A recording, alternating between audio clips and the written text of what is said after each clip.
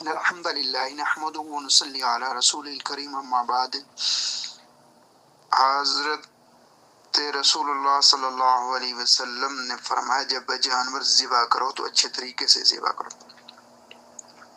تم میں سے جو بھی کوئی جانور ذبح کرنا چاہتا ہے، مثلا قربانی کا جانور، اس کو چاہیے کہ وہ چھری کی دھار کو اچھی طرح تیز کر لے تاکہ جانور کو اذیت نہ پہنچے۔ صحیح مسلم کے اندر حدیث ہے، اس کا خاص خیال رکھیں۔ یعنی شریعت ہمیں دین اس قدر سمجھاتی ہے کہ وہ نہیں چاہتی کہ تم جانور کو بھی تکلیف دو اسی طرح سے، جیسے کہ ہم انسانوں کا قتل عام کریں، ان کو پریشان کریں، یہ بھی کسی طرح سے بھی جائز نہیں۔ فرمایا المسلم من سلم المسلمون من لسانہ و یدہ، مسلمان تو وہ ہے کہ جو اپنے ہاتھ اور زبان کو کنٹرول میں رکھتا ہے اور کسی مسلمان کو تکلیف نہیں دیتا۔